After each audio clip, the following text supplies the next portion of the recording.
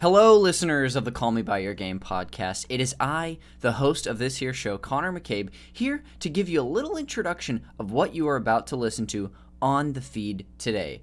What we have for you is Super NPC Radio's first episode of the Mass Effect Games Club, which is heard exclusively at patreon.com/Super NPC Radio for all $5 DJ Toad tier supporters and above.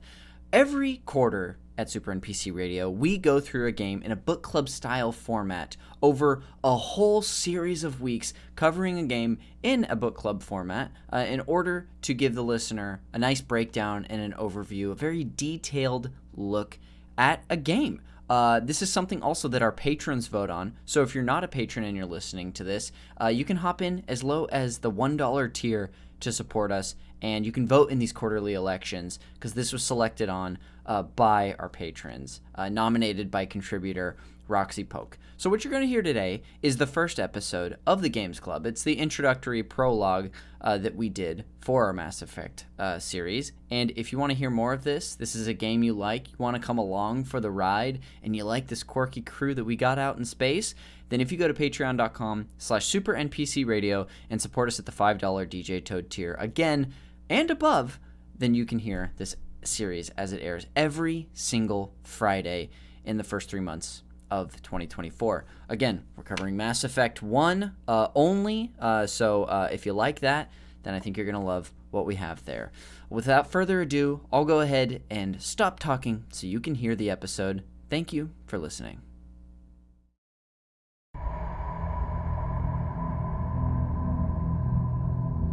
Well, what about Shepard? She's a spacer, lived aboard starships most of her life. Military service runs in the family. Both her parents were in the Navy. She saw her whole unit die on a cruise. She could have some serious emotional scars. Every soldier has scars. Shepard's a survivor. Is that the kind of person we want protecting the galaxy? That's the only kind of person who can protect the galaxy. I'll make the call.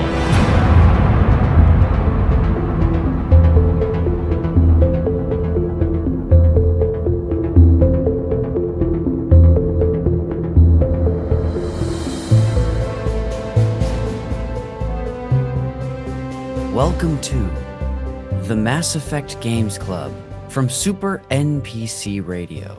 This is our weekly Games Club series covering the first game in the Mass Effect series from January through March of 2024 as voted on by our patrons at patreon.com/Super NPC Radio.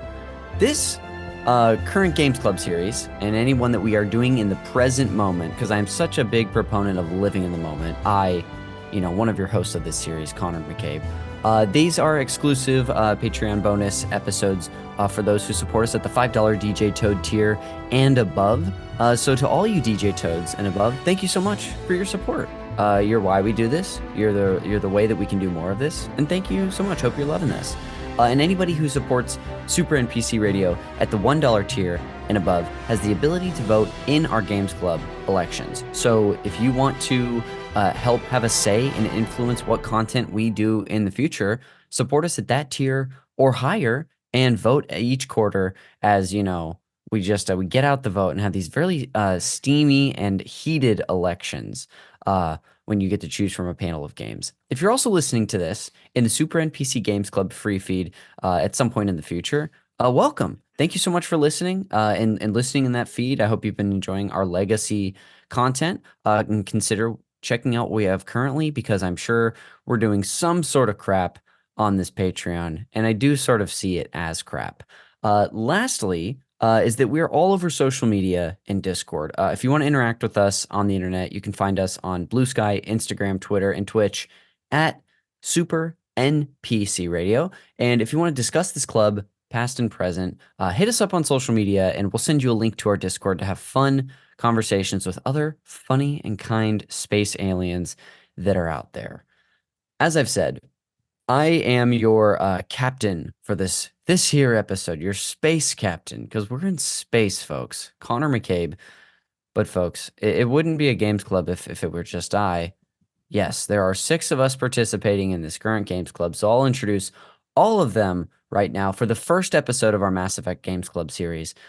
Please welcome, first and foremost, just a slimy, a Geth who as soon as I see him, I'm pulling out a weapon and I'm making the most violent gunshot ever. If it isn't none other than Jeremy Schmidt. Whoa! Hot and steamy election. I heard that and it made me think of like a sexy election. And I was like, it's a sex lection for sure. sex lection. Yeah. Happy to be here. R.I.P. Tyler Schnupp. He's not going to be joining us. He went out on a voyage solo and never returned. Yeah, maybe we'll see him in when we do the Mass Effect 2 Games Club in 6 years. We'll discover him on a deserted planet or something. Mm-hmm. A deserted planet full of ice cream, maybe?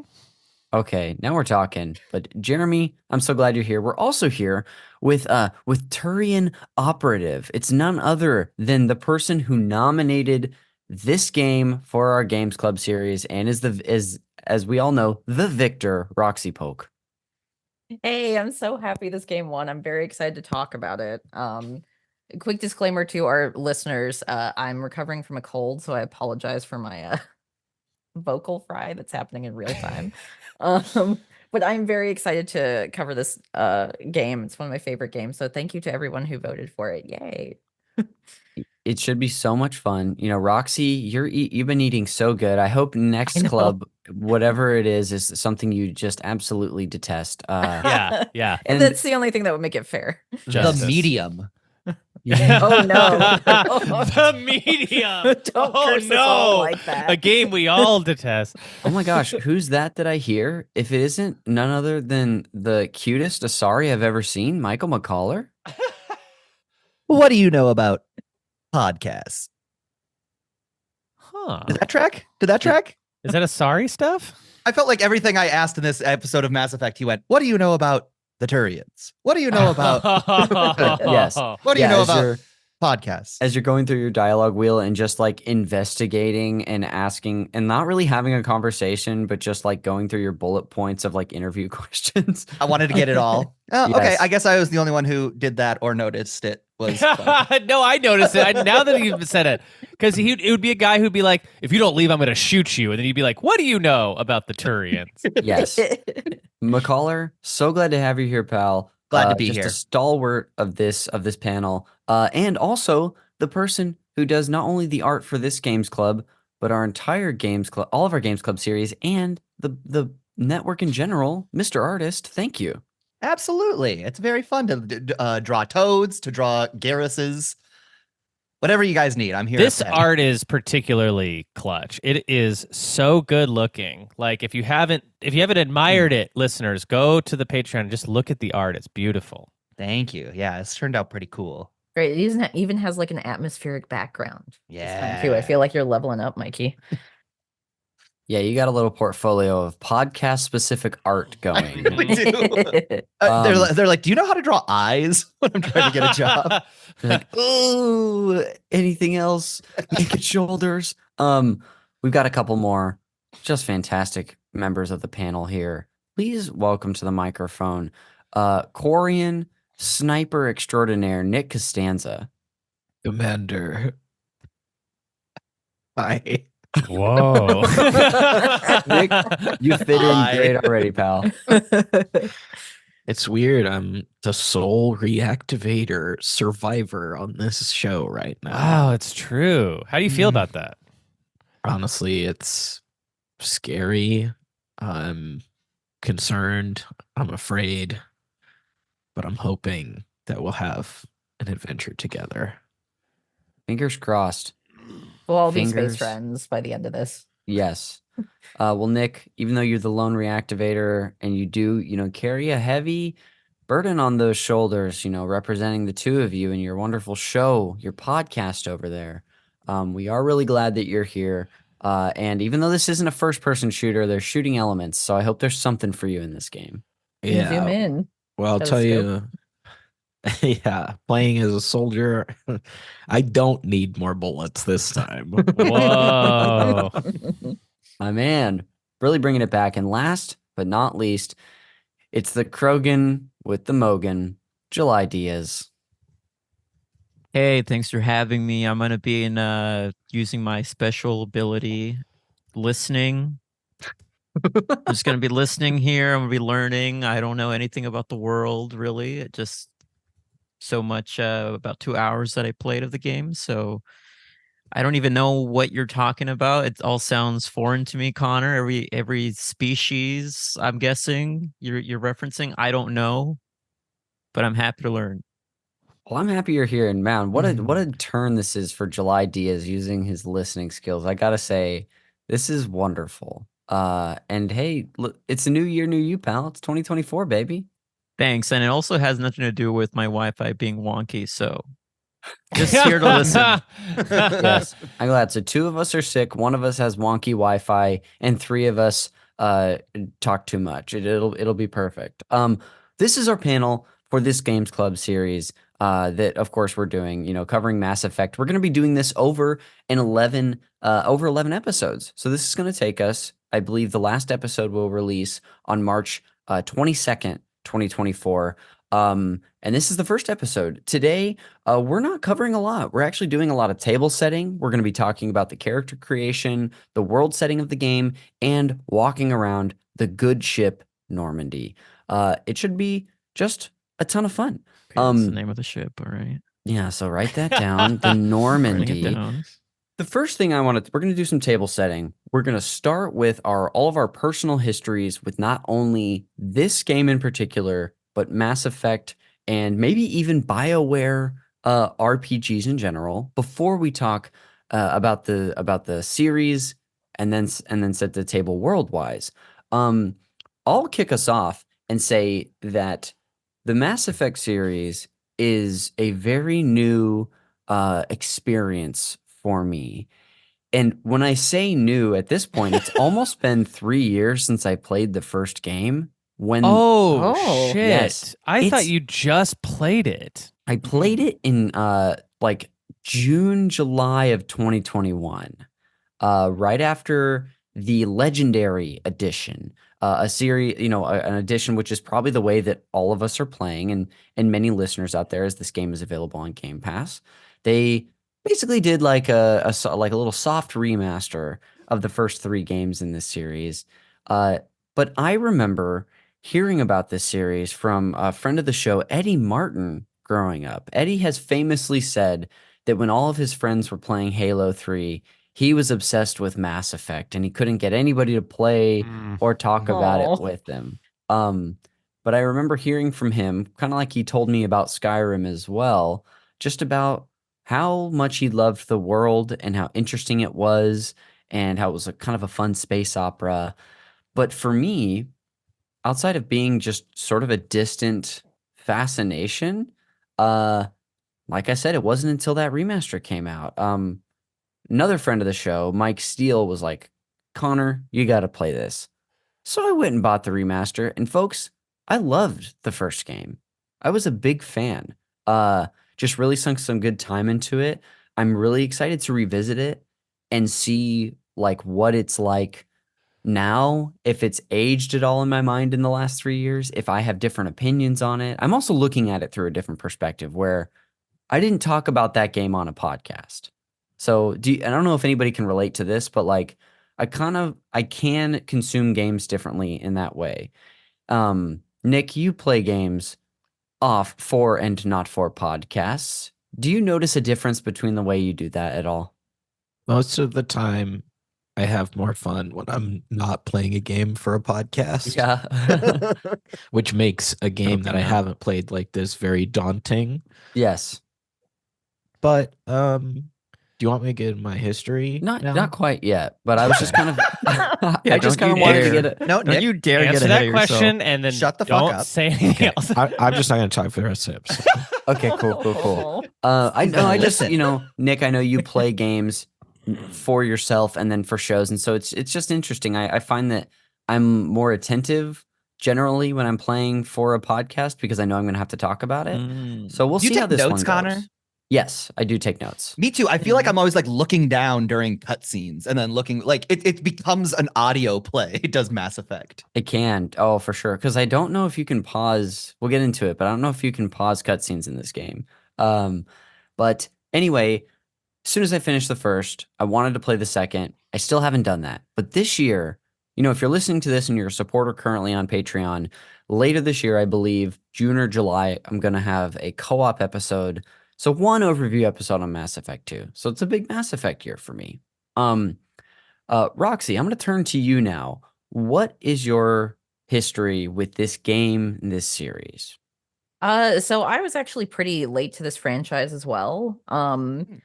And didn't even start playing it until I was working at Dark Horse as an editor and got put onto like the art books and the comics as an assistant editor. Oh, wow. So it was like literally for work, but I had been kind of like tangentially aware of them. Like I think my brother was the one who had the Xbox growing up, so I think like he played the first Mass Effect, so I think I just like knew it existed. But it wasn't until I played it myself that I was like, I can't believe I slept on these for so long. Like they were so good.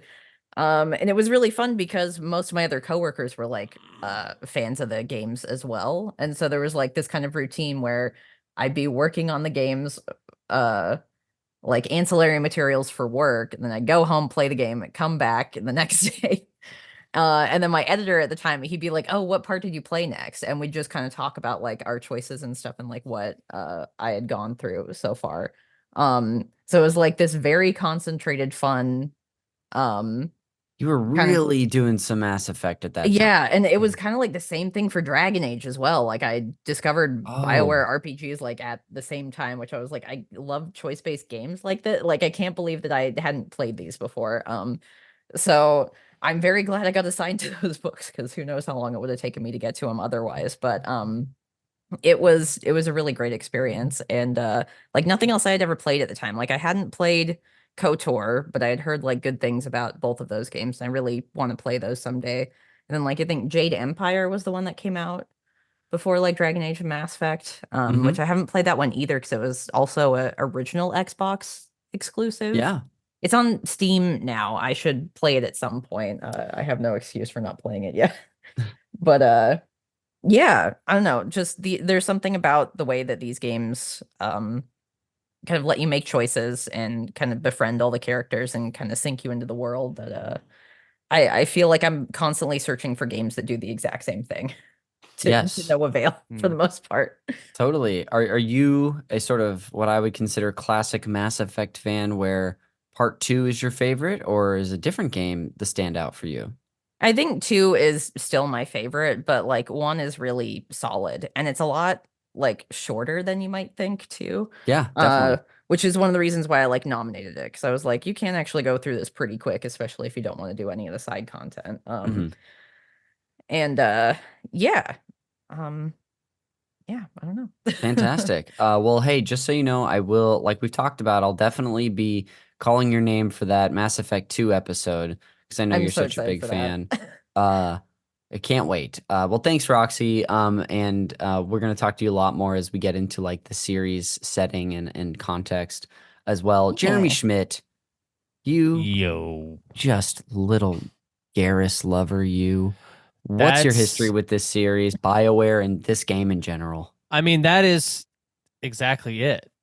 I love Garrus. I mean, this is why we're friends, Jeremy. Yeah, Garrus is the absolute man. And I fell in love with him deeply early on when I was playing Mass Effect 2 for the first time on the PS3. And so a friend of mine gave me like was like, you have to play this game. It's like it's like the best game I've ever played. And you know, at the time he was like selling it to me a little bit like it's like if it's like someone made a good Star Trek game, which I don't like Star Trek, so I was like, well, that's not selling it very much. But as soon as I actually gave it a shot, I was a PS3 guy, so I actually didn't have access to the first Mass Effect game. They started with 2 on the PS3, and you were able to play like a little comic book at the beginning that did all the choices from the first game for you that teed you up to play Mass Effect 2. I fell so hard into Mass Effect 2 and just like loved it so much that I even overlooked a lot of what I think is problematic about Mass Effect 3 because I was just such a big fan of that second game. In fact, I never played the first game. So this is my first time going through the very first game, which is like so Oh, exciting. wow. And I can already Okay. tell it is like I can already tell that it's like gonna be my cup of tea in a way that I think Mass Effect 3 still isn't. I'd be interested to go back to Mass Effect 3, but that game they switched like I think it was after EA bought BioWare.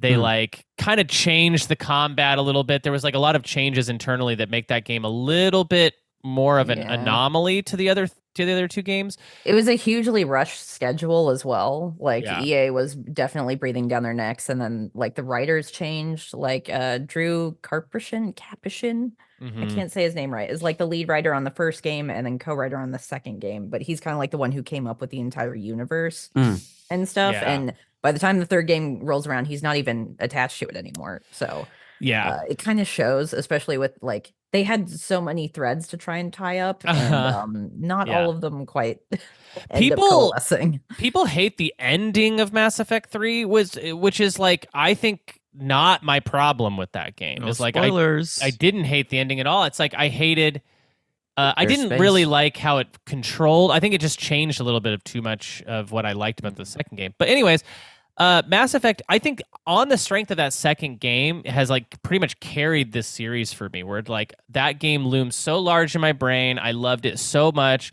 And I'm really excited to get into this first game. Yeah, I think it's really special. I think the again, like the characters are really special, and like Garrus in particular, I think is just like this like absolute freaking god. So yeah, I'm excited to be here. I'm glad it got picked. I will say this.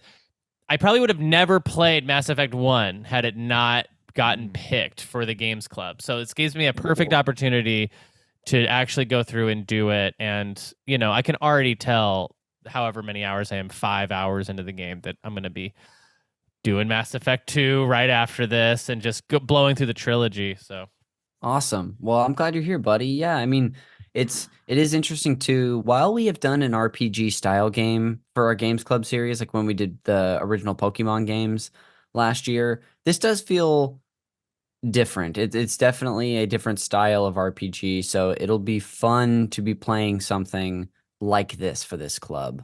At long last, it's finally your time, old jolly Saint Nick, to speak to us, buddy. I'm pretty sure I know that my understanding is that you don't have experience with the series, but I know you at least love one BioWare game. Yes, I do. Mass Anthem. Effect 2. Anthem. No, I am a huge Knights of the Old Republic fan. That's one of my favorite games of all time. Love it, love it, love it. I think it's the best Star Wars ever. I bought Mass Effect 1 on the back of that. Really, I bought Mass Effect 2 first. I had a big GameStop phase when Yeah, baby. I used to work at Jimmy John's and I had disposable income because I still lived with my parents. I would so just sick. I just go to GameStop every Friday and buy a bunch of games. And I bought Mass Effect 2 because I knew it was so good. Immediately after I bought it, I thought, oh, I guess I should play the first one. And then I had heard that there was some crossover. Like you could play the first one and your character kind of went on into the second. I'm a huge sucker for stuff like that.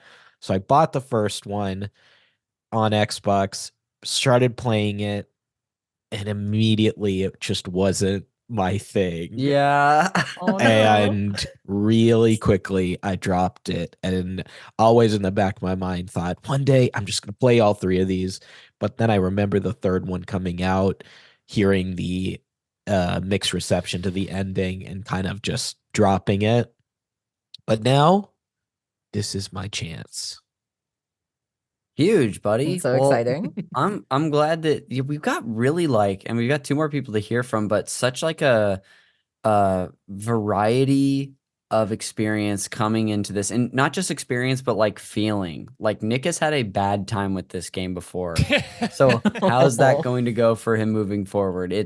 I'm really intrigued. Well, Nick, I'm so glad hoping- you're here, buddy. Sorry, Rox. Oh no, sorry. I should have waited for you to be done. go ahead. I'm just hoping that the Legendary Edition will like improve things that might have annoyed Nick in the past. Hopefully. It But does we'll make see. characters sexier, so I think that'll help. Yeah. True.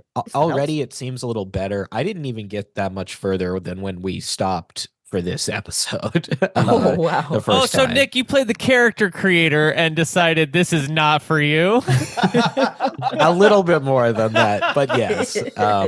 Although I am having a problem already that I don't remember having last time, which is that I have all these guns strapped to me and I just keep shooting them because I can't figure out how to put them away. Oh, I can help you with Oh. that because I was having the same issue. Mhm. Well, let's talk Me about too. that. It tells There's you. so many guns. Well, there's we'll get into it. Which actually this is for me probably more of an Eden Prime discussion. But anyway, Yeah. well, McCaller of the Michael ilk, pal, I'm so glad you're here. You're coming hot off of just the joy of your life of us playing the Resident Evil 2 remake for our games club. Yeah.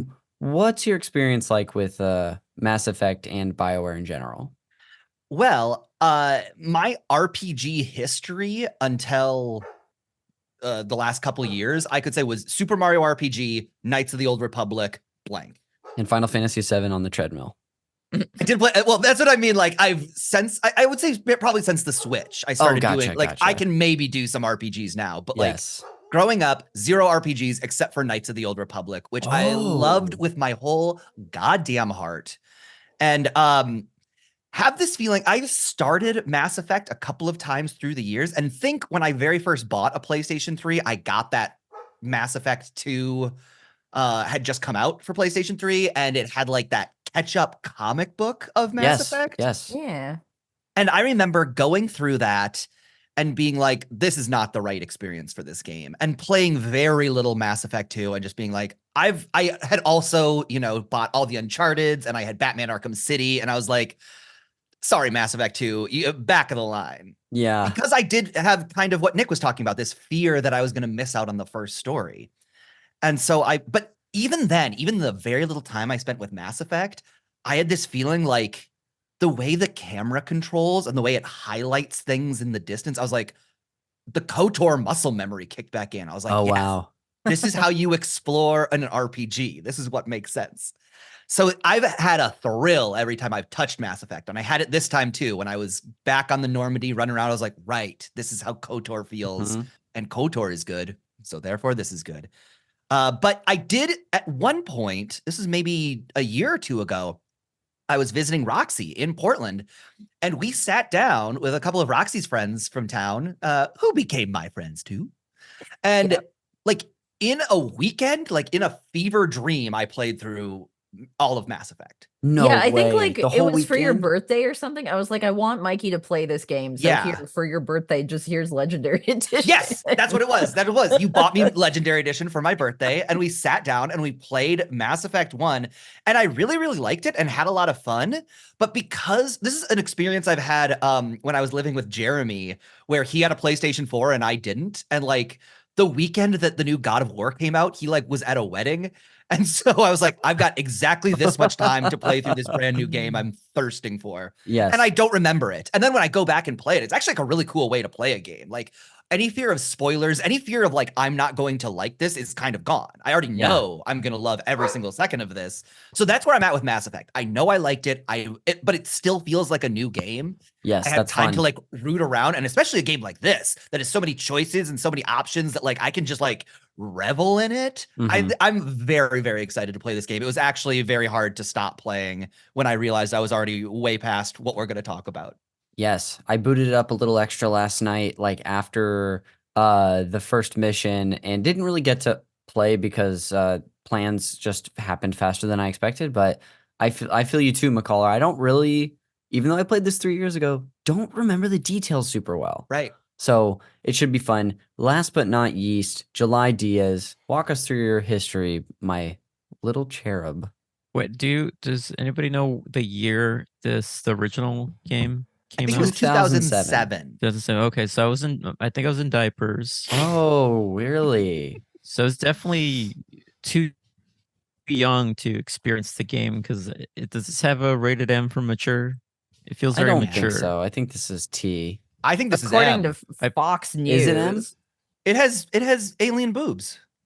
Does it? M for more, please. I've never played as like male chef, so I have no idea. There's like a human lady. Are there human lady boobs? Do think they so. change? Do they change aspects of the story depending on who you choose in the beginning? Not to get ahead of it. Yeah. So like whatever, if you chose male or female Shep, it's gonna alter a lot of. It other is M. choices Look down at the that. line. Okay, yeah. But it's for like So all three of the yeah. games. I don't Not know for how, July. Okay. Not for Not for July. me. If I see the M at whatever age I was when the first one came out, I'm respecting the boundaries of the ESRB and not going to get anywhere near the game until Sure. I'm of age. It's good. That's smart. Quite don't really like have how you'll be experience with- playing through this game. You'll be following the rules. Yeah. So I don't really have experience with the game. I've heard of it before. I like a space opera. I've never been a Star Trek person, but I appreciate it existing. I'm trying to be the most diplomatic I can. Yes, you here are. I can tell. without like actually sharing what I think yet, because I only have so little experience with the game. Yes. I will say I'm not. Where would like you Nick. rank it? Where would I rank it? 10 out of 10. But I'm not going to give my full like thoughts until I play a little bit more. I will say I'm not like Nick, where I'm completely dismissing it off of just creating a character for 24 minutes. So I did time myself, because I usually, any game like where you get to choose your character or create a character from scratch or use templates, I always find myself taking way too long in that section. Oh, sure. Because I just want Mhm. to see everything. So I timed myself, and it took me like 32 minutes to just create my character, because I wanted to see every single like option I was able to Yeah. create. And my guy looks pretty badass. Ooh. I gotta say that. Me too. And I'm regretting at this point. I meant to take a picture of my shepherd. But we'll get into that. I'm gonna Yes. save that just a little bit. But July, also glad you're here. Again, Oh, yeah. totally fresh perspective on the series. This is fantastic. We're all different, and isn't that just what makes us special? What I want to get into now is actually setting the table for like this series and its legacy a little bit. Roxy, Mhm. as much as you are able at this point, can you talk to us and walk us through a little bit of this game and its legacy? And I'm also prepared to hop in. Yeah, so this was like, oh my God, sorry. As soon as I put you on the Sorry. spot, I'm so sorry. No, it's not your fault. It's my this stupid virus or whatever the hell's going on with me. So this game came like on the heels after KOTOR, where BioWare wanted to make their own IP that was like a space story. Because KOTOR, for if anyone listening somehow doesn't know what that is, it is a Star Wars property. So they wanted to make something that was like kind of in the same vein, but Star also Wars. entirely different. And so they spent a lot of time like developing the alien races and stuff. And Casey Hudson becomes like the director for all three of the games. So it has like a pretty unifying like kind of journey through all Okay. three of these games. There is big differences though. Like Mass Effect 1, it feels very different to Mass Effect 2. Mass Effect 2 is a lot more of kind of like a heist action movie kind of feel to it. Sure. And then Mass Effect 3 feels more like a war game, I guess. This one, Mass Effect 1 is more like, hey, you get to know your neighbors. Like, it's set up like right after humanity found like this piece of technology that completely revolutionized like how they interact with space and like everything. Mhm. AI. And yeah, they go through like this fancy high-tech gate they found and accidentally start a war because guess what? You're coming from like a part of space that was supposed to be kind of like very dangerous or something. So there's like some tensions going on with like the different races, and humanity's kind of like a newcomer just like you the player are. So it's kind of like a good way to ease you in to the world that's kind of been opening up. Very Ryan from The Office. What? You guys don't also see your character as Ryan from The Office? Who is that? Yeah, I The don't know temp? much about The Office. Oh, the temp. Oh. No, BJ Novak. BJ Novak. I'm doing My a character bit- is BJ Novak, the writer director of whatever that podcast Vengeance. movie was. Vengeance is what I was thinking of. That's so good. Yeah. There's not to interrupt you too much, Roxy, but there is sort of a. It's not. It might even be a trope at this point of, in like a pilot episode of like an ensemble cast introducing a new character that you can just, as they're meeting people, you're sort of learning the world through their eyes, and that's so that's why I made the comparison of like humans and Shepard are the Ryan from The Office of this world. Gotcha. Yeah, so we we were talking a lot about Mass Effect 2 when we were talking about our like histories with the series, and like Roxy, tell me if you think this is like kind of a fair, because you kind of qualified as like a heist action game more than the first game. Like Mass Effect 1 seems to be, if I'm like sort of, again, I'm only like 5 to 6 hours in, but like if I'm like getting a good sense of it, it's like it is like it sets up what Mass Effect 2 basically just does more of, which is like you're gonna like this game you get like, I don't know, 6 party members. In Mass Effect 2 you're gonna get like 11, 12 party members. You know what I mean? Like and like and like the option and variety of like places you're gonna go, you're gonna get more. It's like more of the same, but it's like more of what you like kind of want from the game, which is like interesting that like you kind of like get into the shallow end with this game, it seems like, where you're going to get into the deep end with all this stuff in the second game. Yeah, I think with like the budget and the limitations of what they had at the time too, they were like doing as much as they could within the framework that they had and like seeing what worked and what didn't. And I kind of like offhandedly said something about how like, well, Fox News definitely thinks this game is an M-rated game because they did like literally a hit piece story about how they thought this game was like a sex simulator. Right. Which actually like It's not. Which is how I play it. Which it affected some of the longest things, sex choices. simulator. Yeah, I guess. Yeah. The whole Takes 40 hours of forever. Constantly edging.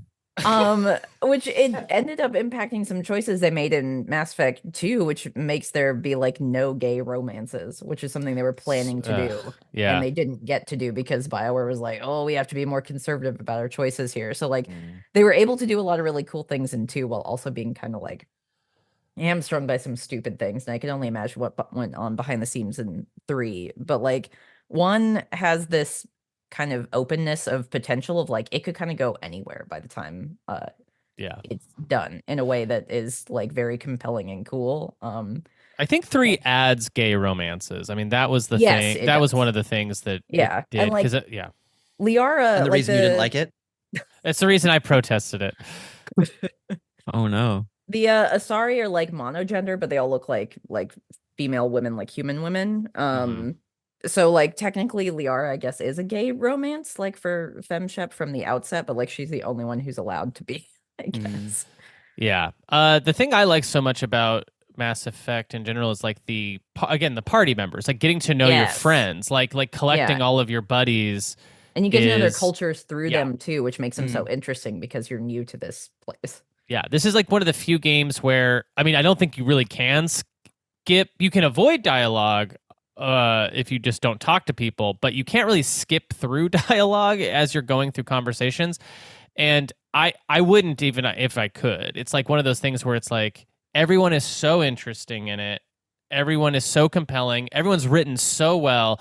As someone who just played like 25 hours of Starfield or 30 hours of Starfield last year, I'm like, this is what that game is just missing 100% of, which is just like interesting people you're running into constantly. Like the doctor on the Normandy, who's not even a main character, a side nothing character. I'm like, what's your deal, lady? I want to know everything. Chakwas Like, is great. yeah. I think also having Shepard have like some loose framework where you get to choose. I mean, we'll talk more about it in detail, but having like a place in the universe already instead of just being like, you know, a mute character, like the voice acting and everything, like you feel like you're a part of the universe, which is really important to making you feel like invested and like you're a part of the conversations when you're contributing to them in dialogue. Yeah. I really liked the yeah. Sorry, just creating the character. I really liked creating that backstory and stuff. It does make it feel like you're entering into a character that's already existed in the world. It's fun. I have a follow-up about that. Did you like it this time or the first time? I had no problem with creating a character the first time, for the record. Okay. So apparently, Nick's going to be on the stand this whole time. One other thing I would like to add, especially to KOTOR fans, is that there is kind of like a dark and light side, sort of like morality choices you get to make in this game. Just Paragon and Renegade, which would have been like what, Sith and Jedi? Jedi? Yep. Yeah, in the previous game. So like it will affect what choices are available to you. Hmm. And it's definitely like a holdover from KOTOR, which is kind of an interesting thing. Real quick, is there any kind of like taxonomy as to like which choices lead where? Like I was kind of noticing that like in the circle wheel, the lowest choice tended to be the meanest. Yes. Is that? But there's also, and I'm very self-conscious about this. I feel like this is like, you guys ever notice Die Hard's kind of a Christmas movie level of observation? Like a lot of times the text dialogue option is very different from what Shepard says when I click it. And that, okay, let's talk. Let's spend some the time time, on this for a second because I feel like this is what the game is like. Felt Also like I was known going for. crazy. Yeah, McCaller, I felt like I was going crazy when I was Right? clicking it, and then he was saying something different. I was like, "That's not what I clicked." And didn't wanna I'll say say that. I don't like that. I don't Yeah. like that. I think that because it also doesn't it's not like the dialogue also well, it's not exactly what he says, but it captures the spirit of it. It doesn't capture the spirit of it a lot of times. Yeah. It's like 80% captures the spirit, but then the 20% that it's off, I'm like, uh-oh. Yeah. Did I just Yeah, make it my makes guy me, a like- racist? Yeah, Yeah. it makes I me didn't wanna scared do to pick that. some choices where I'm like, I don't know what tone that's going to be, so I'm going to make sure I do the other one just in case, because that could be bad. Yeah, it usually is that like the top right is Paragon, the bottom right is Renegade, and then the middle is usually just Neutral you're guy. getting through it. You're clicking through the Okay. dialogue. You're not Yeah. making but then you Sometimes will it have might give you points, maybe to like either side. I'm Yawning not right into sure. the microphone. the top right will give you Paragon points. If you click that the whole way through a dialogue option, you'll get like X amount of Paragon points. But then they'll give you like blue and red, like definitive Paragon, and that's the top left and bottom left options. Got it. Have you seen And those you'll be yet? Where able- there'll be grayed out Yeah. options, like you can't. I don't know that I have. I don't think I have. I don't yet. think I've Not seen quite that yet. either. It's for reference. It's just like all of the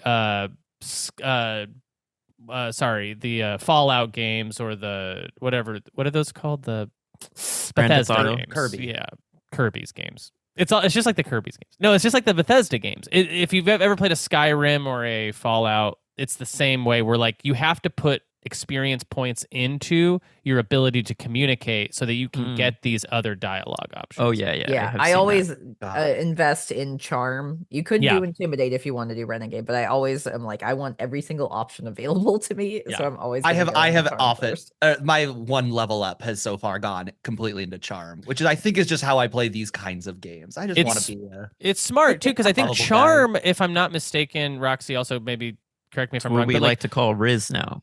yeah, it's the forbidden Riz. Mhm, the I'll Forbidden change that in Riz. the next Yeah. update, I'm sure. The forbidden Riz options also give you like the I feel like it presents you with an alternative Paragon option that sometimes feels better in the long run. For example, like I was in a mission where the Paragon option was to like kill these people, and the Renegade option was to be like align with them.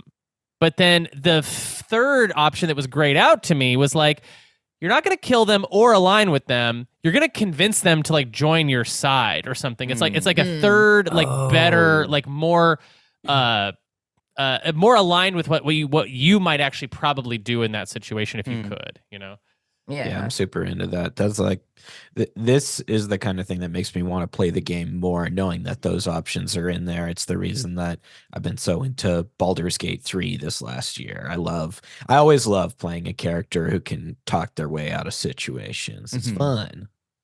Yeah, and there's I would say like Baldur's Gate has like a very like elevated expression of this. This is like a very baby's first one of those, I think. Like it's very clear what all the options are going to kind of do for you, basically. It's not as intense, I think, as like a Baldur's Gate. But that's for me kind of good because I don't play a lot of games like this with a lot of choice and stuff. So I always relish in it when I'm playing these ones. Yeah, when I think about this series and specifically what this game did, it's obviously not the first, even from BioWare, to give you these choice-based options that will, let you actually role play and affect things down the road, close off certain options to open up other ones. There's choices you make in this first game that, like, if they can affect your play in later ones, like with specific party members that we'll get into as we go along on this journey, and I'll be interested to see how we all choose. But I just think of this game and series as from BioWare as helping popularize this sort of style of game. It's not quite Dungeons and Dragons just in the format. Obviously, it's a sci-fi setting as opposed to fantasy. But what I was really curious to hear from Nick, and Nick already hit on it, about loving Baldur's Gate 3 and just seeing some, I don't know, early hints of those elements in here. So I will say that BioWare made Baldur's Gate 1 and 2. That's right. So, yeah, and then Dragon Age is kind of their answer to making their own IP that is very Dungeons and Dragons-esque, and especially Dragon Age Origins. I think if you guys like Baldur's Gate, I highly recommend you play Dragon Age Origins, which I don't know why they're not doing like the Legendary Edition treatment to the 3 Dragon Age games, because that also seems like a slam dunk since the 4th game is coming out in the next few years. They're working on it, but yeah, maybe fingers crossed we'll get a remastered version of that too. I think I said this on Video Games, a Comedy Show, but the thing that stopped me the most from playing Mass Effect 1 was thinking like, this isn't Star Wars. When wanting to play more Star Wars. Sure. But hearing that this game is more like Star Trek, which admittedly not a huge fan of. Didn't like, we can all agree we hate Star Trek, right? Yeah. Is everyone here like anti-Star Trek? I think it should be thrown Whoa, away. everyone's I like raising it both just their hands. fine. My I Prime only Directive? Not watch that I'm show. just stretching, Connor.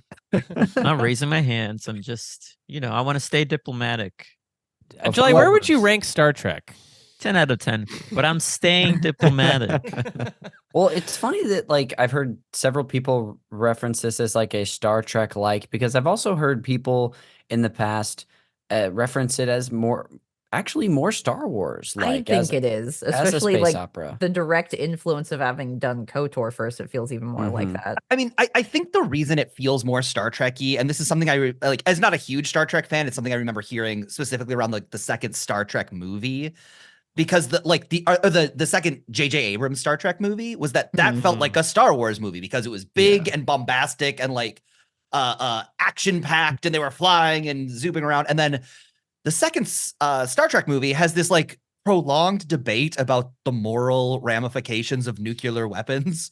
And like that's my understanding of Star Trek. It's this conversational reaching across the galaxy, getting to know people, like bringing civilizations together, that Mass Effect is really, really hitting, that I don't think certainly KOTOR did. And I think that Star Wars is kind of a little uninterested in. That's more pulp action. That's absolutely right. Yeah. This game I think you could argue this game is definitely like a Star Wars game, but it's also so much a Star Trek game. I mean, the Normandy and the Enterprise are like one-to-one things. You have a whole crew at your disposal, like, and the idea that one of the verbs of the game is like learning about what each race and species is and does is another thing that Star Wars is not really interested in. Like, it's not teaching you about the culture of the Jawas, really. It's like it's like using them as comedy.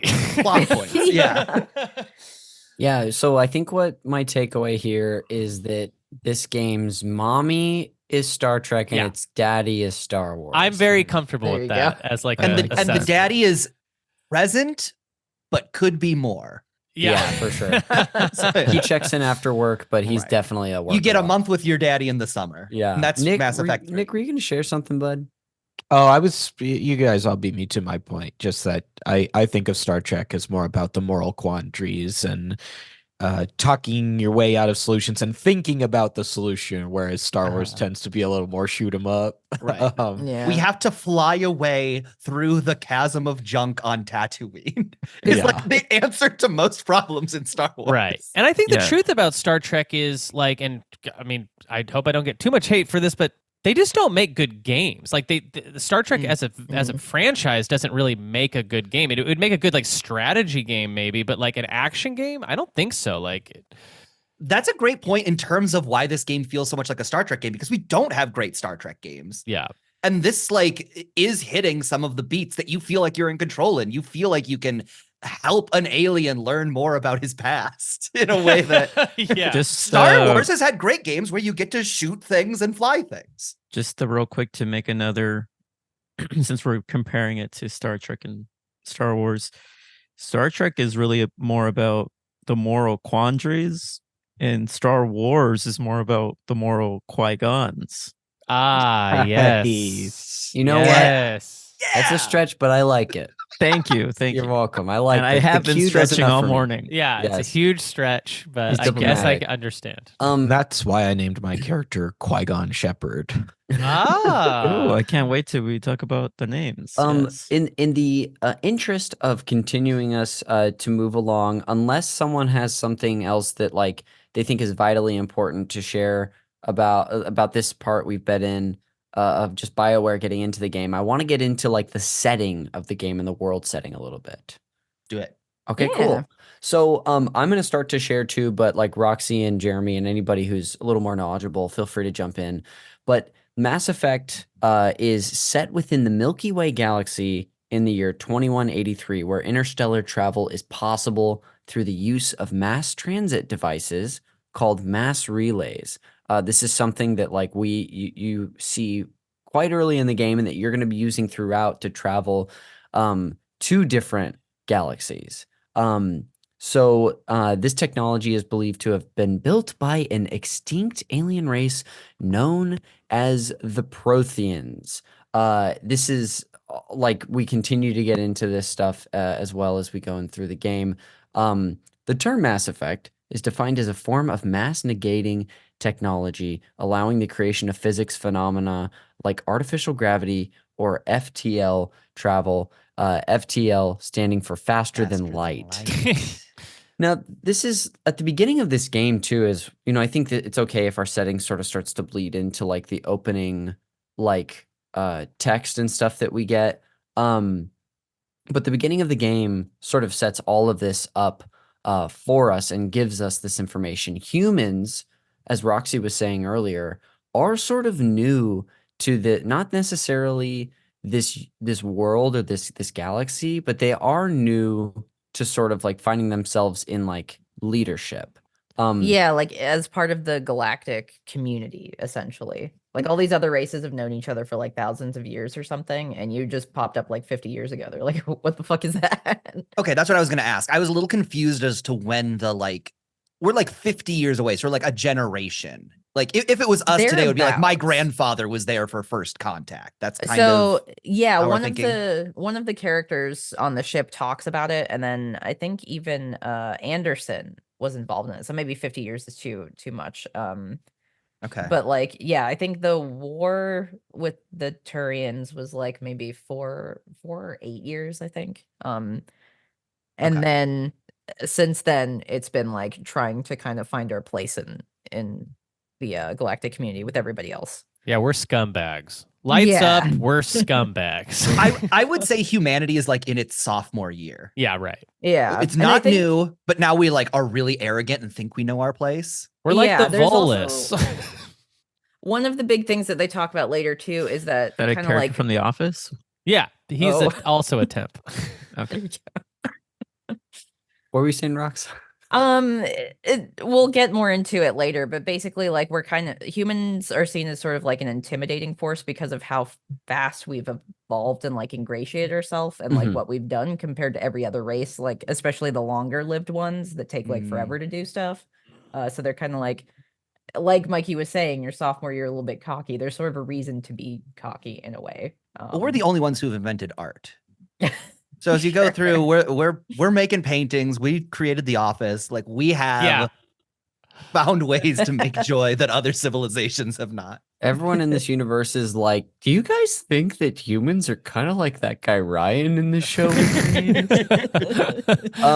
Yeah, you're talking about, humans being so new and ingratiating themselves in sort of like society and leadership. There's like a collection, there's a council, the council that is at the Citadel, that functions as like the leadership sort of like of the organized bodies of the universe, at least. And humans, I think, are the only like species that are not represented at this time on that leadership. They have like a ambassador, but they're not one of the council races. Like the council races are the ones that have more pull. They're allowed to have specters, which are essentially like cops that can do whatever the fuck they want, CIA or whatever. But they want to be on there. So like every other race has had to prove themselves with some big thing. Like Turians are the newest ones because during one of the wars they like supplied a lot of military strength, so that kind of like earned them a spot. Like and every other race I think has had to do that, so it's like a big deal. Like the little Volus guys, they want a spot too. They haven't been able to do anything to get on there. Yeah, but they're scumbags.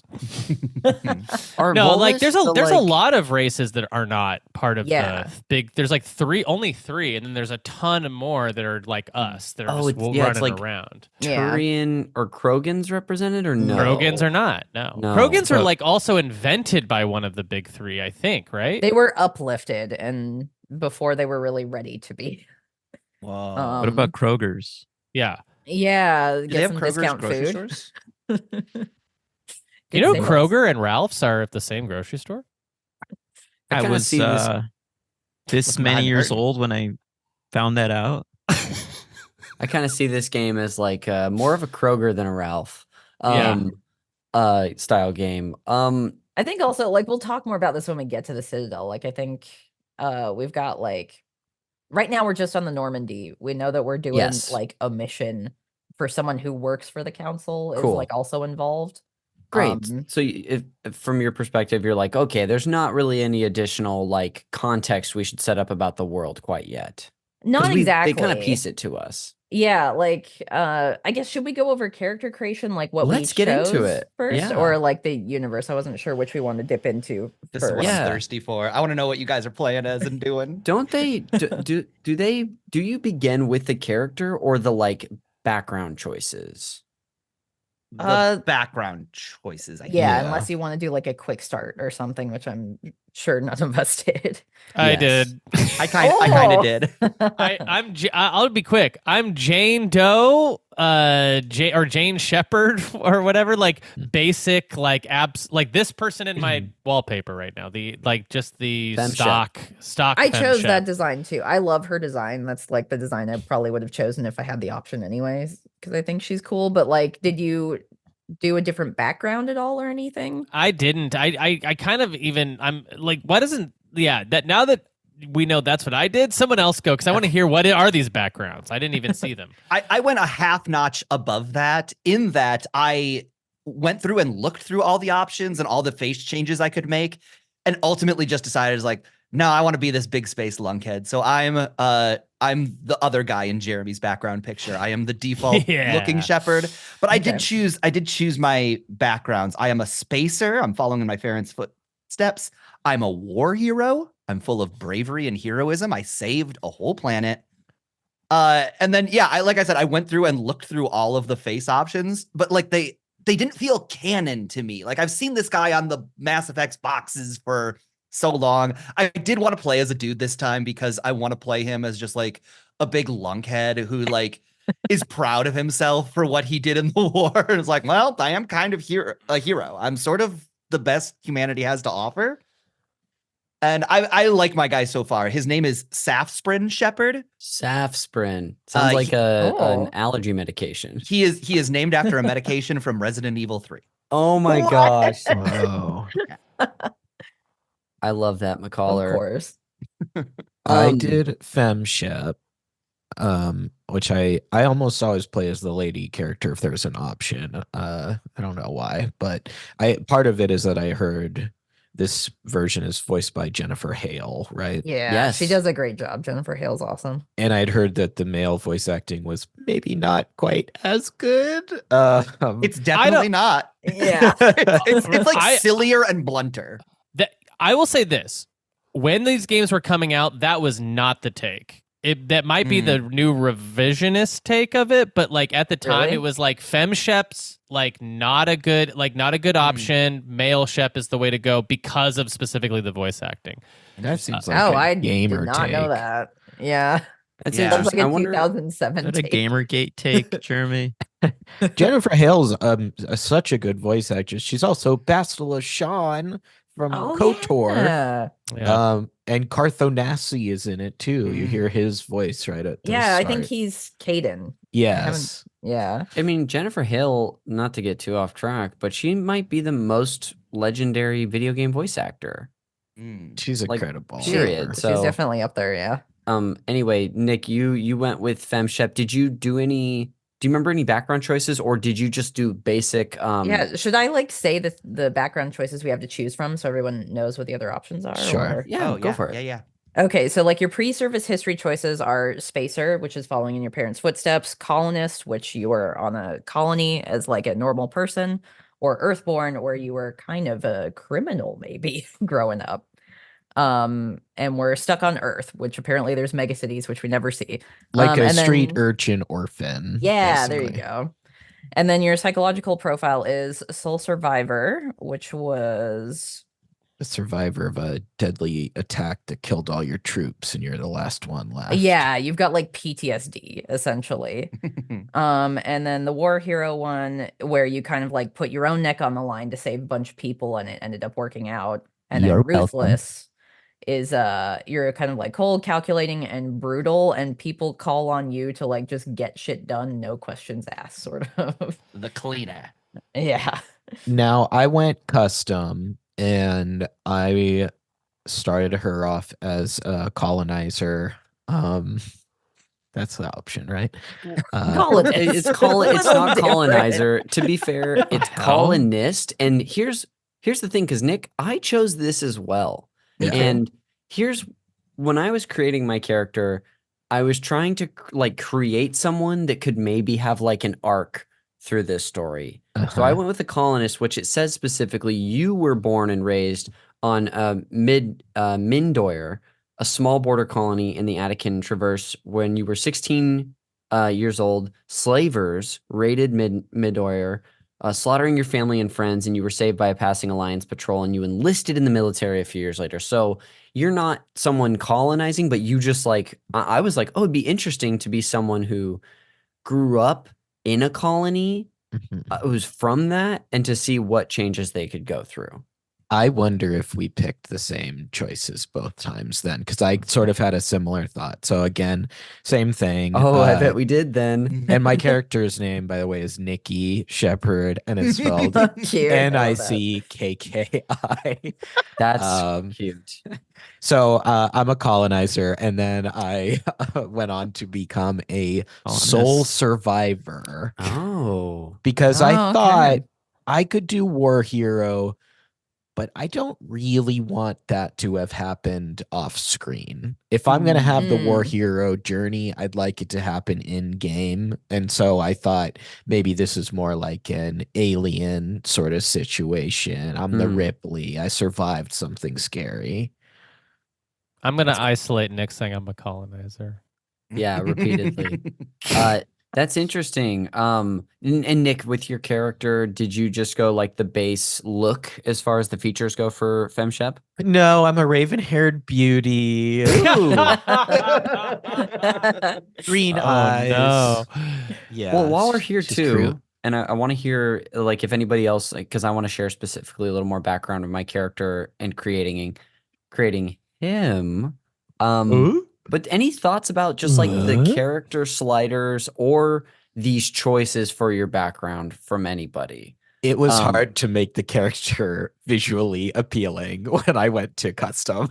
They didn't really update that. Like they didn't import any of the tips and tricks that they've learned throughout the years. It's just the same thing, but a little bit more up-res, which like, man, like since this has come out, the Dragon Age Inquisition character creator in particular has like really great custom sliders and stuff. And so instead of like importing that, they just like use the same thing with a new coat of paint on it. Yeah, felt limited, but I'll say like the limitations of the choices on all these options weren't necessarily what bugged me the most. I think what actually bugged me about creating this character was that I would like find a feature and want to be like, okay, I think that's what I want, but I also like July, want to look through everything. And then I'd be like, okay, I think that one that I enjoyed is the one I want to go with. And getting back to it was impossible unless because they don't number it or like indicate that it has like a corresponding digit. So you're like, I think this is where I was when you slide back to the right nose you want or whatever. You're right. So It's hard to like, and this is something I'm kind of realizing I like about this game a lot. I remember hearing Orson Welles one time talk about not liking Citizen Kane because it felt like it was so much bric-a-brac that it was just like big thing. Even like the dialogue was like, here's a chunk of dialogue. Here's a chunk of things. It feels like that's what these faces are. Here's an eye. Here's a nose. Yeah, here's a a little bit. scar. And it doesn't unify, but I almost like that. It's like by these like stark combinations, it really starts to create something very interesting. It's sort of the vibe I get from the conversations. It feels like people aren't having flowing conversations. It's like somebody saying a kind of insane thing and you're saying a kind of insane thing. And together these things are forming a brick wall where you can see the divisions between them, but it feels big and sturdy and interesting. But you're very right. That's why eventually halfway through, I was just like, screw this. I'm just going to make the guy from the box. Yeah, I feel you. I definitely still click through and was specific. I'm also like Nick, a colonist. I'll make that distinction. And at this point, I'm 90% sure looking at these three options that I chose to be ruthless. And the way that they describe this is throughout your military career, you have held fast to one basic rule: get the job done. It says you've been cold, calculating, and brutal. Your reputation for ruthless efficiency makes your fellow soldiers wary of you. But when failure is not an option, the military always goes to you first. So I don't know. I may have like sort of painted myself in a corner by my choices already as far as my options, but we'll see. I chose the same ones as you. You did? Yeah. Dang. I'll give you the reasons why I did that is because Spacer sounded to me like you're coming from a place of privilege as your character. Yes. Oh, yeah. And then the other two felt more like the underdog choices to me. Sure. Just different versions of that. Yeah. Yeah. And July, are you more of like an underdog? Do you like root for the underdog often? Or are you more like rooting for the people who have privilege? Well, I'd rather not explicitly say what I think there are good options. Like, how would you rank people with privilege? 10 out of 10, but I'm not going to explicitly say what I think. Because again, those are just numbers. The ranking system is just numbers. It's just fake, but it's a good way to know where you stand. Yeah. So Ruthless also felt like, oh, that's like a fun character trait to see. I wanted to see like what my character's dialogue options were going to be with that. I find that in these games too, which we'll get into way more as we play through this whole campaign, that I think the first time I played it, I was FemShep the first time. I was like, I'm going to do classic FemShep. I want to hear Jennifer Hale. And I was sort of role-playing it, though, like the choices I personally would make or thought were like best to be the best leader and all that jazz. But now I'm trying to like role-play this character specifically. So my guy is named Chase Shepherd. It sounds like a new age kid's name that you hear. Chaise Lounge Shepherd. Yeah, exactly. Is that what it is? It's like Chase, but with a shush at the front. It's like Trace, but with an SH. Chaz. Okay. Yeah, Chaz Shepherd. But it should be fun. I actually had fun creating the character despite the limitations.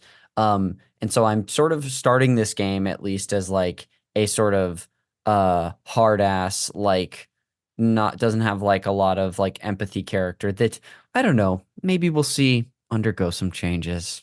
Connor, you're okay. kind of already touching it. I was going to ask everybody else if The you all Grinch had arc. like a vibe that you were going for with your character. If there was like, if you're going to role play as a certain type of shepherd, or if you're going to play it straight. I really thought about doing the ruthless option, but I just doubled down on misery. I have like a Lars von Trier backstory.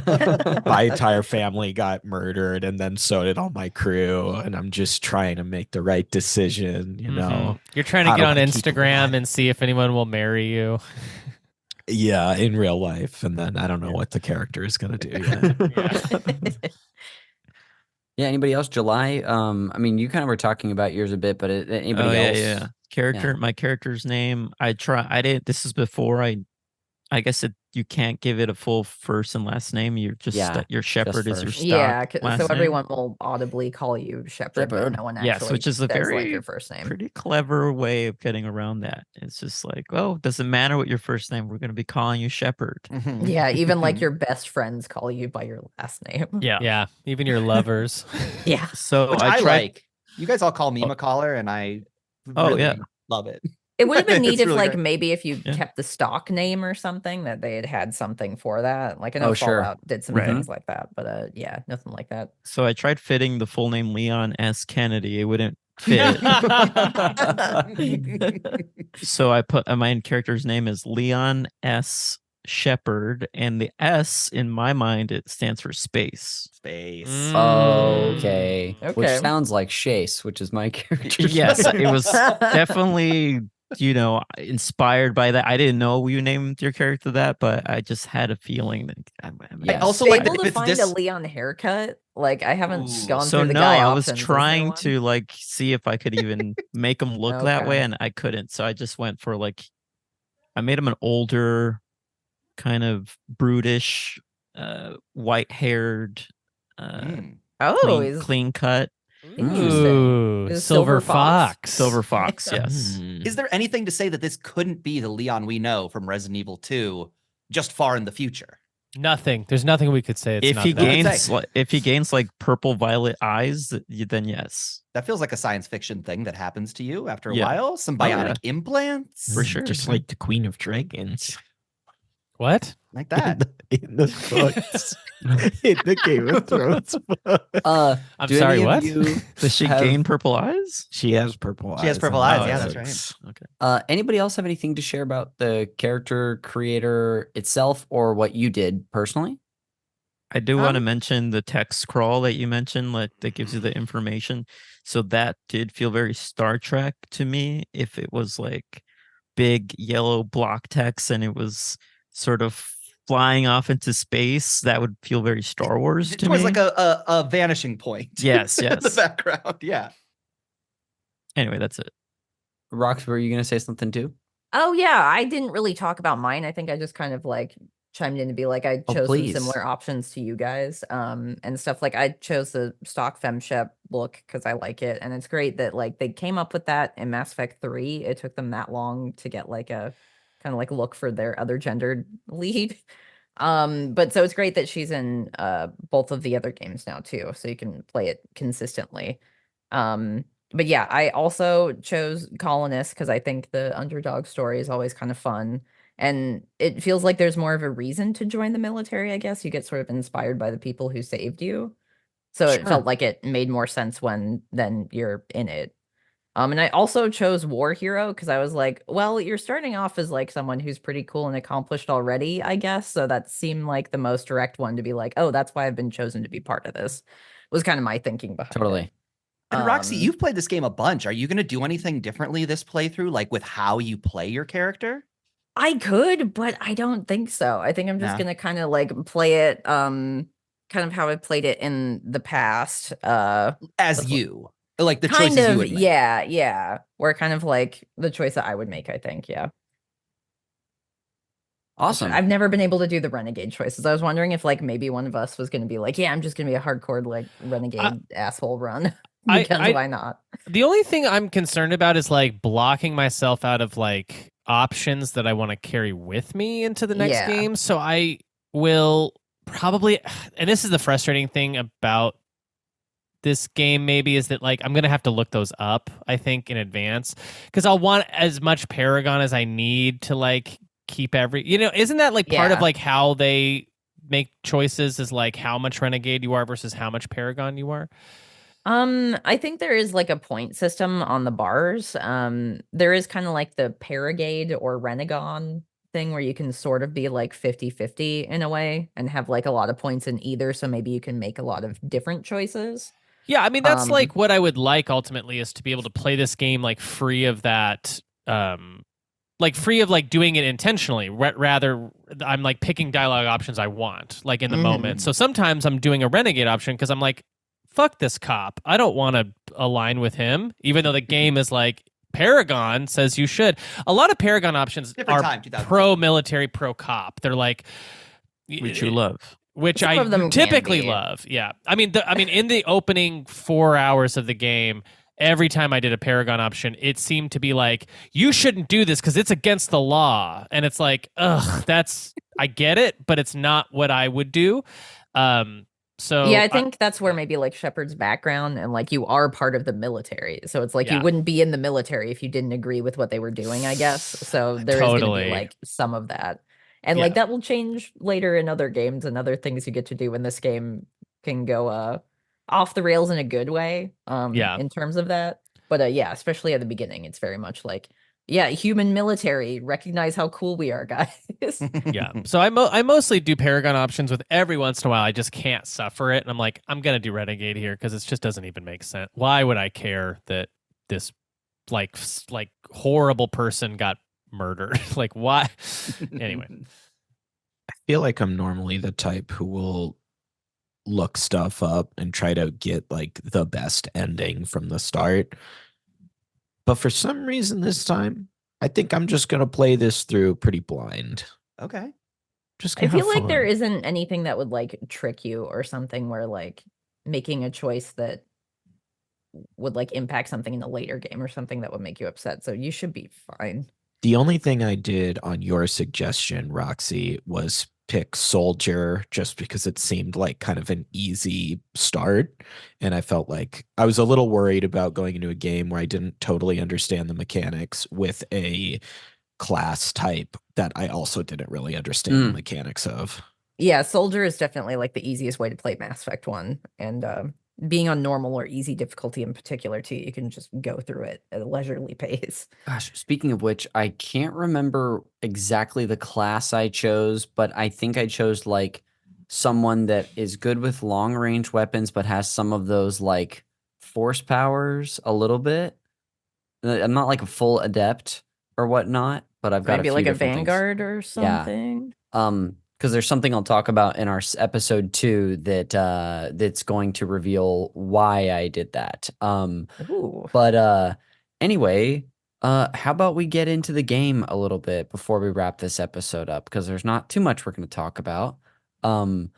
When you come to when the game begins, you of course you get the text crawl like we discussed, setting the scene for what's going on in the universe, that the humans are sort of the young upstarts in a way, the Ryan Howards. And then there's We a all little know bit who you're talking about. of course. And then we hear like Captain Anderson talking with I don't remember if he's talking with Nihilus or if he's talking with like just himself or like the council, but He's they're talking about to you. the human ambassador, who is Udina, who is going to be someone you will get to know. Oh, yes, for yes, better yes. or worse later. But also, Captain Anderson is voiced by Keith David. Yes. It's so Yeah. awesome to hear him in this game.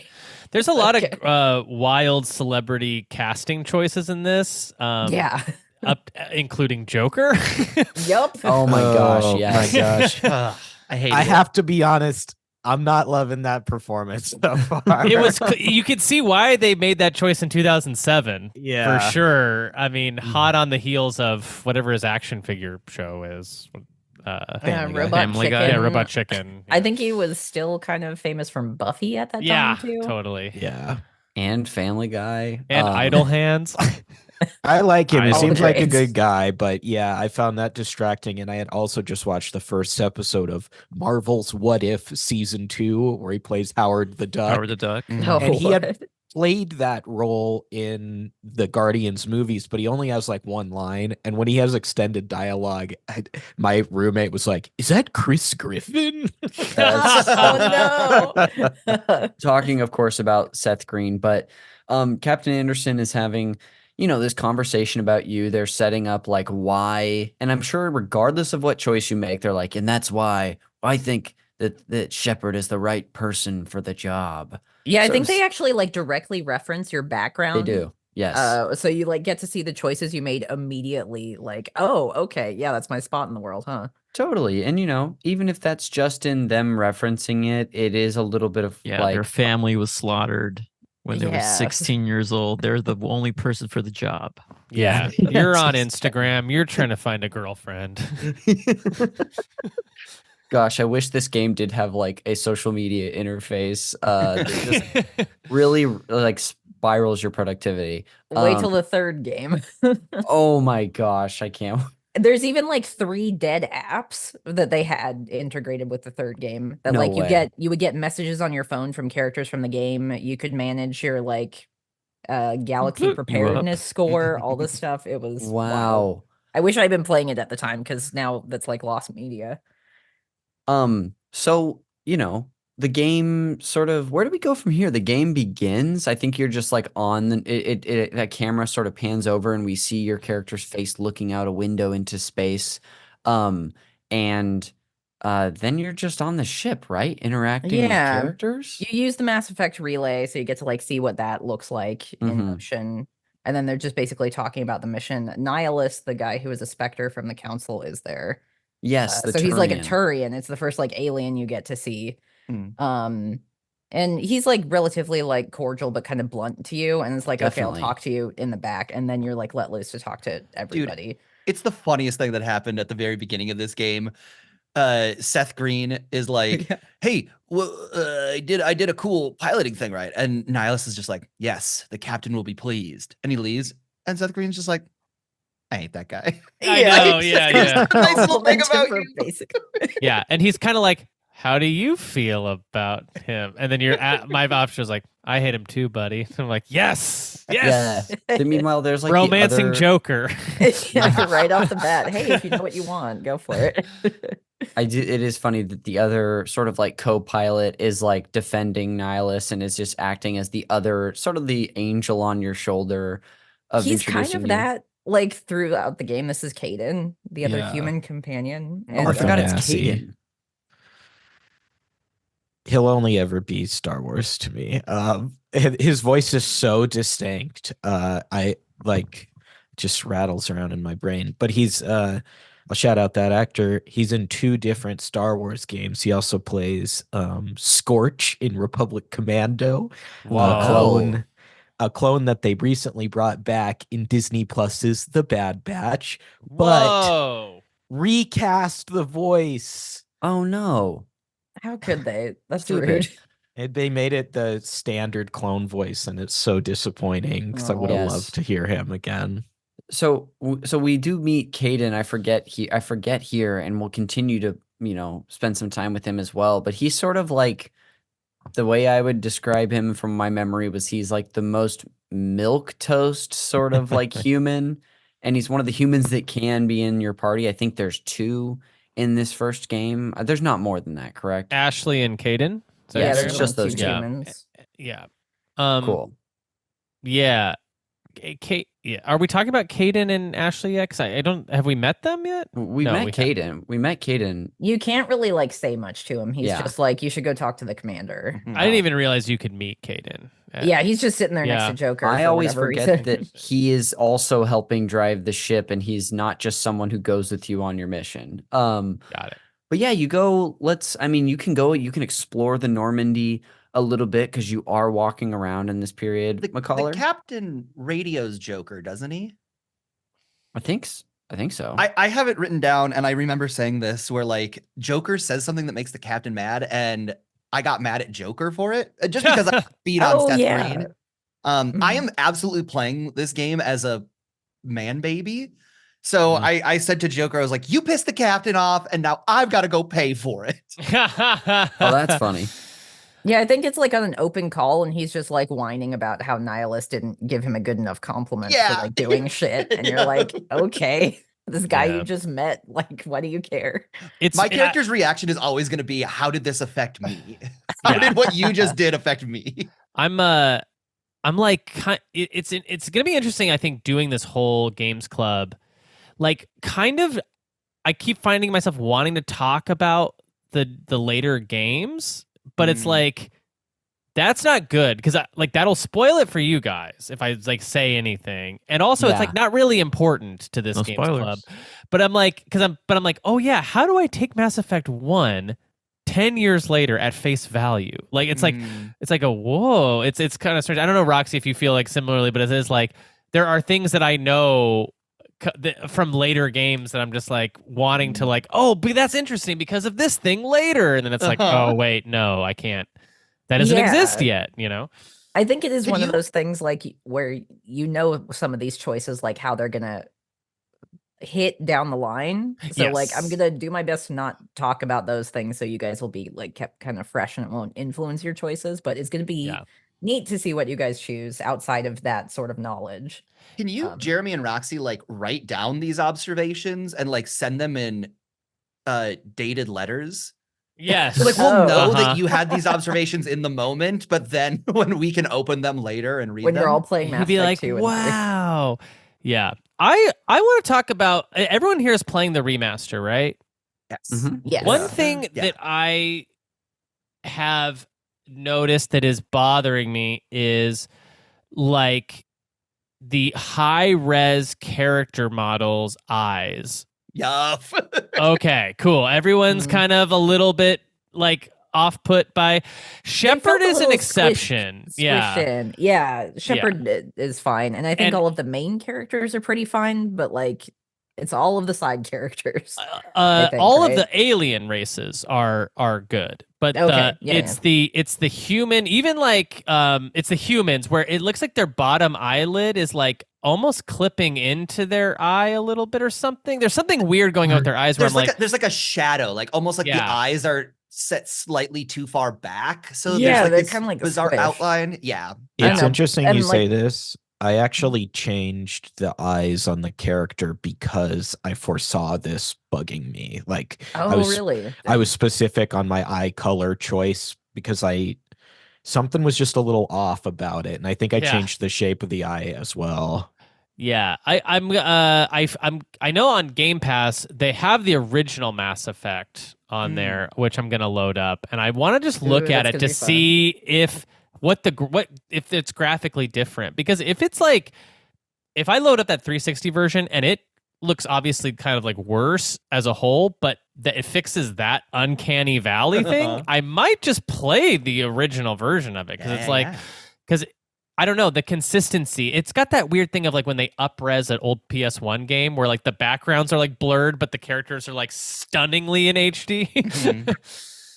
The other thing I'm noticing about the character models in this game, and I don't know if it's a remaster situation or not, the ears are all slightly too low on your head. And it's kind of like they teach you in art school that like your eyes are the exact line of your top of your ears and the bottom of your nose is the exact bottom of your ears. And they're all just like a half notch too low, and it's making me furious. I was watching the captain talk and I was just like stomping around. I was like, make your ears better.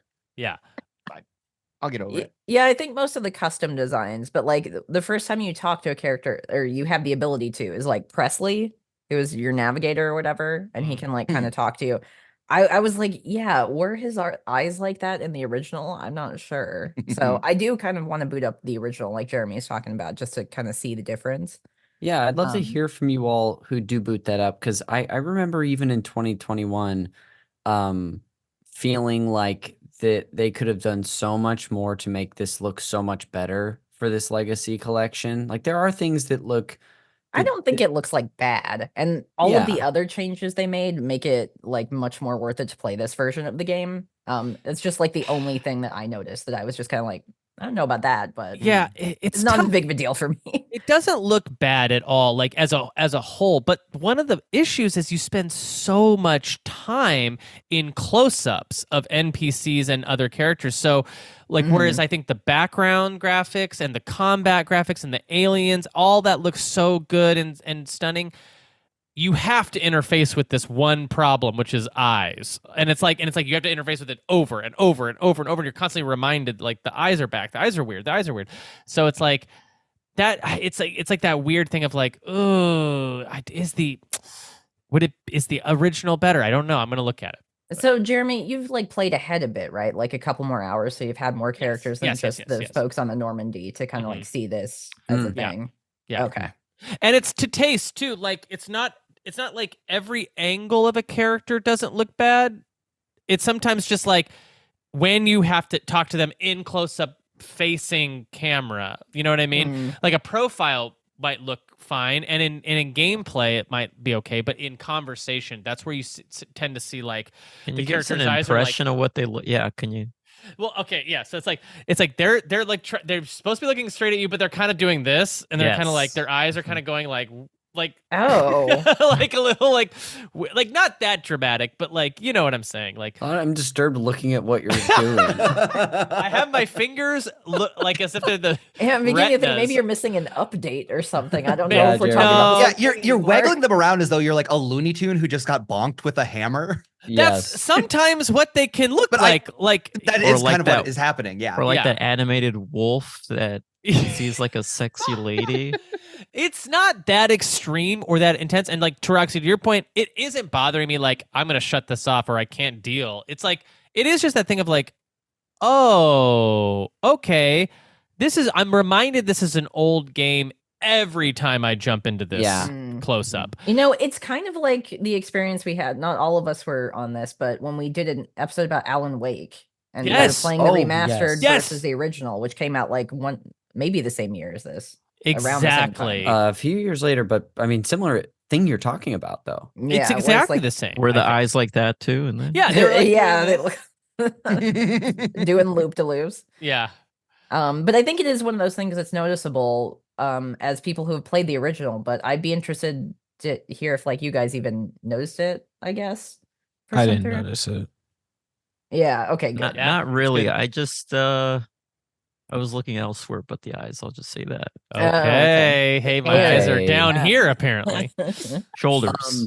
Yeah. So, just in the interest of of getting us out of here pretty soon, all that really happens between you actually taking control of your shepherd and to the end of the episode is that you have a conversation with Nihilus, of course, and like I think Roxy or someone was saying, he's a little bit prickly. He's not necessarily. Kind of. It's more like, okay, so you can talk to like Dr. Chakwas, as Yes. Jeremy was mentioning earlier, and she's with a guy called Jenkins who is like ready and raring to go. And he's like, oh boy, Commander Shepard, I can't wait to go on this mission with you. Yes. I Oh love my God, Jenkins. yeah. I was Yeah. chiding that boy. I was like, Yeah. you gotta stop talking about going to war. It's Yeah. not fun. And He's he's like a right next to Starship like the Trooper. team doctor who is like, who has to like fix you if you get hurt out there, buddy? Like, what? Stop being so excited about this. And then you have Navigator Presley who like talks a bit about the First Contact War to give you like some context for kind of like why maybe some humans might not like Turians and why Turians might not like some humans. Mhm. He says, Um, "Thank you very much." He sure does. He's a distant descendant of the king. Yes, for sure.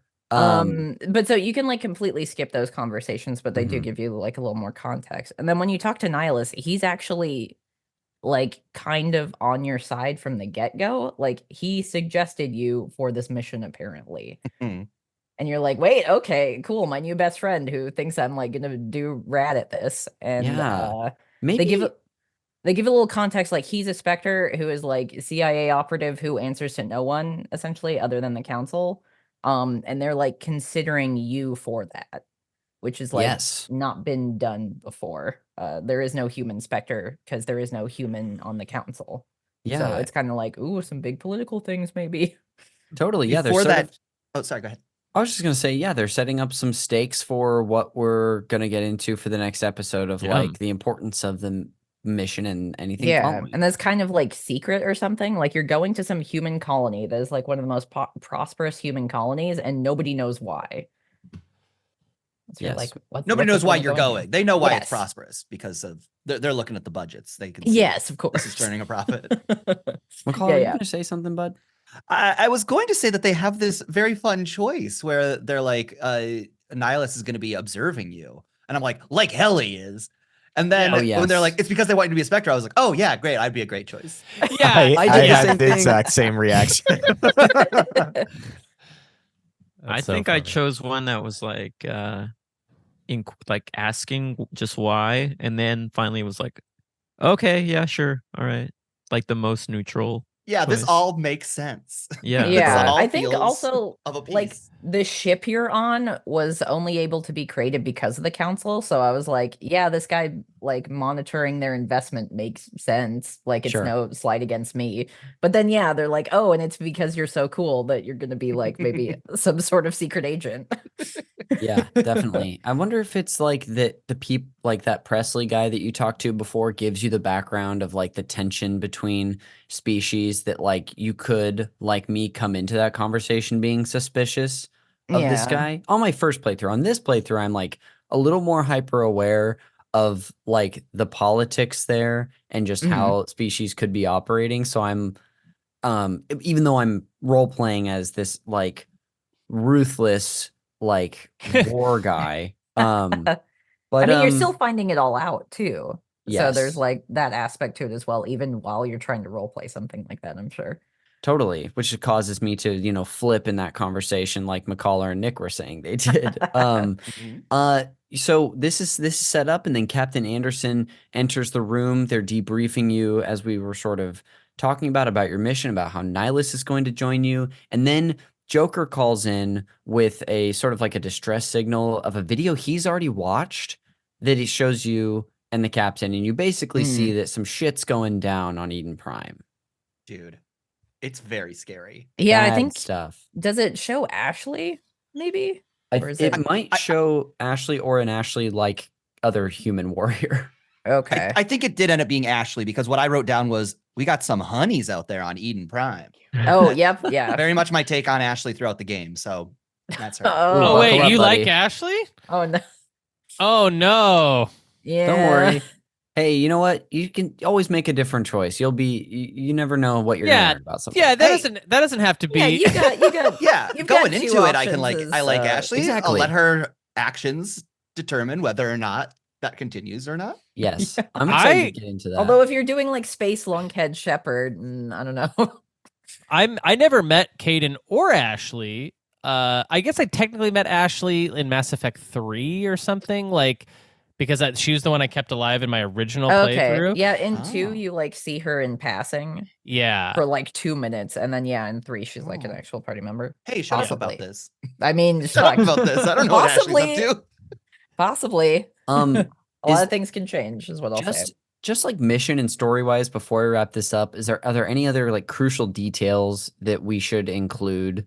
Because I feel like we've kind of got up to like before we finally head out to this mission. I guess aside from Ashley, you see the shadow of some sort of horrible claw thing, a Very War giant of the like Worlds. claw of some kind, which is spooky, scary. That's what scared me so much. I famously have a fear of giants, and it did look like a giant hand reaching out of the sky and chilled me to the bone. It's scary stuff. Yeah.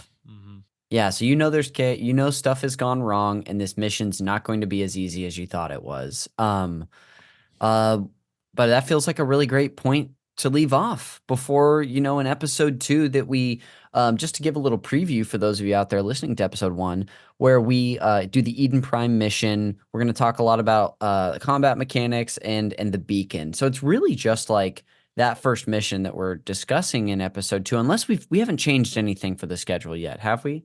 No, there is like a little wrap up after you do it, where Yes. you can like talk to everybody on the ship. You can have a lot more like layered conversations, which I think folks should explore the ship in full because there's other parts of it you weren't able to get to yet. So I'd say, Yes, definitely. continue exploring the Normandy, and then whenever you get off to go to the council, and That'll be the break Citadel. point for That'll be episode episode 3. 3. Yeah. Okay. I think that's a good rule of thumb too for like every episode is like to do whatever the mission is and then do the follow-up junk on it, and then like clean break for the next episode is like the next whenever you mission. land on the planet, I guess. And I think there will always be new things for your characters to say. So I mean, if you guys don't care about that, you don't have to interact with that.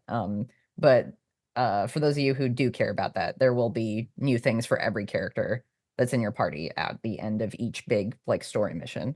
Killer. I think for our contributors here who are going to be on the episodes, if there's ever any confusion, just let's hit the chat about that. And the listeners, you'll find out as you listen to these episodes. But folks, that's going to do it for our first episode of our Mass Effect Games Club here at the beginning of 2024. I have been your host, Connor McCabe. We're going to plug and get out of here before we head to episode 2 next week. You can follow me on social media at Connor_McCabe on Twitter and Instagram. I'm on Blue Sky at Connor McCabe. You can follow me on Twitch at twitch.tv/consiscool69. And you can follow the network at Super NPC Radio everywhere. Again, if you're listening to this on Patreon as we do it, thank you so much to all of our Patreon supporters. Really appreciate you guys making this possible and helping us do more things. And if you're listening in the future on a free feed on the Super NPC Games Club feed, thank you as well. Check us out. Visit our website, see what we're doing on Patreon, and maybe even hop in that Discord. Roxy Polk, the ambassador of the series, thanks for being here. What do you want to plug? I guess my Twitch, Blue Sky, and Twitter, which are all the same, which is Red Mage Roxy. So come hang out. I'm gonna be streaming my entire playthrough of this. And it was very hard to like stop myself at certain parts. So I might be playing a little bit ahead, just a little spoiler, maybe. Cool. I'm gonna try and rein myself in. But yeah, come hang out, come say hello. And I have a Discord attached to that too. Hell yeah. So hang out in my Discord and the Super NPC Discord. Say hello. Great streams, great fun. Roxy, thank you again for choosing this nominee, and thank you for braving this episode, not feeling your best. Yeah, sorry. I appreciate you for hosting it, because I was like, they chose my game. I should host the first episode, and then I was like, oh my god, I don't. Happy to step in. It's a team effort. Unless it's Resident Evil, and then we make Jeremy do it. Speaking of which, Jeremy Schmidt, pal, what do you want to plug on your way out? Just listen to Video Games and Comedy Show. Follow me on Twitter at Ocarina of Crime. Thanks so much for subscribing. We love you. Hell yeah, Michael McCaller. Yeah, I'm on Twitter at Secret Blimp, Twitch at twitch.tv/secretblimp. And maybe check out my YouTube channel. There might be a bunch of stuff happening there very soon. youtube.com/@secretblimp. Wow, the world is your oyster, pal. More content. We're doing so much fun stuff here. And even not related to the network. Nick Costanza, Jolly Saint Nick. Reactivators, Nick Costanza. Bye. And the diplomat himself, July Diaz. I want to plug a podcast that I listen to that I won't say if I enjoy or dislike. I just want to put it out there for you guys to make your own opinion on, specifically 2 episodes, the Roast of Mario and Roast of Donkey Kong of Video Games the Comedy Show. And where do those rank exactly? 10 out of 10 for me. But again, I'm trying to be diplomatic about this, and that's it. Keep listening to this. I love it. Jeremy's asked July so many times in this episode, where does so-and-so rank? And he just gives a score out of 10. It's amazing. Well, folks, again, thank you for listening to episode 1 of the Mass Effect Games Club. We'll be back for episode 2 next week. We can't wait to see you then. Bye-bye for now.